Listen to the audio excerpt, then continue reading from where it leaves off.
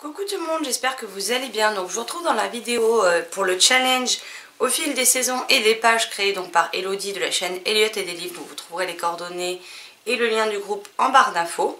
Donc on va refaire un petit bilan rapidos sur la saison de l'hiver et ensuite je vous présenterai ma palle pour le printemps. Donc en hiver on devait lire une BD comics manga.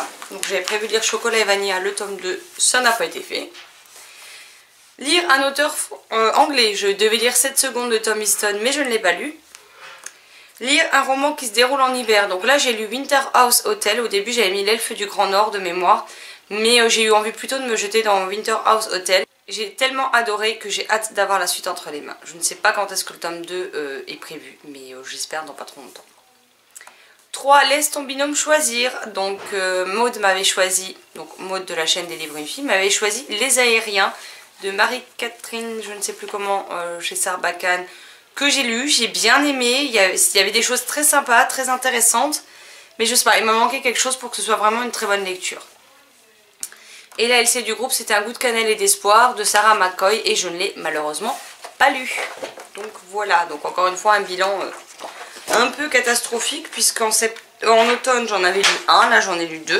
Peut-être qu'au printemps j'arriverai à 3, hein, et puis peut-être que j'en lirai 4 sur 5 en été. Donc pour le printemps, le premier c'est lire un livre avec des fleurs sur la couverture. Donc j'ai pris Les Magiciennes d'Avalon, le tome 1, 3 amis pour la vie de Rachel Roberts Sebaya. Donc on voit des fleurs un peu partout. Donc c'est une saga avec des écrits très gros, hein. Ça fait environ 200 pages. Et il y a le tome, alors j'en ai combien? Ils sont où déjà? J'ai tout changé de place donc je ne sais plus. Voilà, le tome 6 sort prochainement, j'en ai 5, il faudrait peut-être que je commence. Ensuite, lire un auteur français. Donc j'ai choisi Tourbé de mon amour de Pierre Bottero chez Flammarion Jeunesse. Donc un court livre tout simplement parce qu'il y a un autre livre qui est une bricasse que je me suis prévu. Donc voilà, donc je voulais un livre assez court.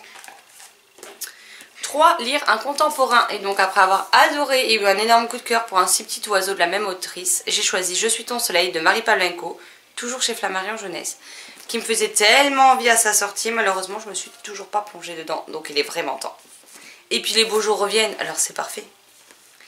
Ensuite, laisse ton binôme choisir. Donc Maud m'a choisi un livre que de toute façon j'avais prévu de sortir dans les prochaines semaines, prochains mois, parce qu'en fait je voulais pas le commencer parce qu'on n'avait pas du tout de date de parution pour le tome 2. Ça faisait déjà un moment que le tome 1 est sorti, puisqu'il est sorti en mai 2017.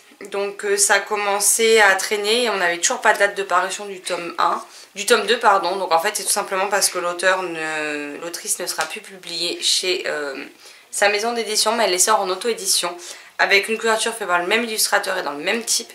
Et maintenant que le tome 2 est sorti, je veux bien me plonger dans le tome 1. Et donc elle m'a choisi Les Rumeurs d'Issard, le tome 1 de Marie Caillé, donc c'est Le Talisman perdu, qui était chez Hachette. Et donc là le tome 2 vient de sortir en auto-édition et la couverture est à tomber par terre. Et puis j'ai hâte de me plonger dedans parce que ça me fait quand même très envie.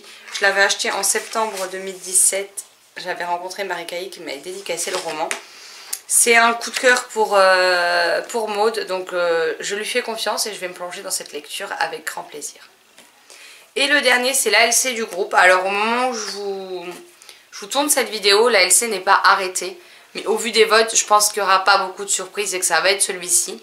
Je l'ai justement trouvé récemment en boîte aux livres, donc bah, je me dis pourquoi pas. Il fait 252 pages, après c'est quand même écrit assez gros. Et donc il s'agit de Mémé dans les orties de Aurélie Valogne aux éditions ici Le Livre de Poche. Donc voilà, je n'achète pas les LC pour le groupe parce que mon but c'est pas d'acheter des livres pour faire des LC. Surtout que c'est souvent des titres que je suis pas certaine d'aimer. Bon, Un goût de cannelle et d'espoir, je l'avais dans ma pile à lire mais je l'ai pas lu, donc maintenant je pense que je sais pas quand est-ce que je le lirai, si je le garde pour l'hiver prochain ou si je le lirai en cours d'année. Et là bah, je l'avais trouvé à la boîte aux livres avant de savoir qu'il allait être proposé. Donc bah, c'est parfait, comme ça je l'ai, à voir si je le lis ou non.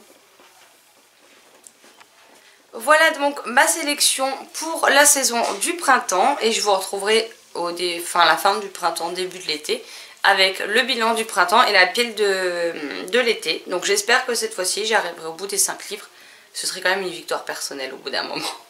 Parce qu'à chaque fois je le fais et à chaque fois je ne le lis jamais. Et je crois qu'il n'y a pas une seule fois où j'ai lu ne serait-ce que 4 titres quand on enlève la LC. Donc il serait peut-être temps de remédier à ça. Voilà, j'espère que cette vidéo vous aura plu. Si vous participez, n'hésitez pas à me le dire en commentaire et n'hésitez pas à me dire quel livre vous avez sélectionné ou si vous n'en sélectionnez aucun et que vous irez au feeling en fonction de ce que vous avez envie en ce moment-là. Dites-moi également si vous essayez de vous y tenir absolument de tous les lire, sauf pour la essai éventuellement, ou si au contraire c'est juste histoire de vous challenger mais sans vous prendre la tête également. Sur ce, je vous souhaite un agréable vendredi, une belle lecture et je vous dis à très vite dans une prochaine vidéo. Bye bye.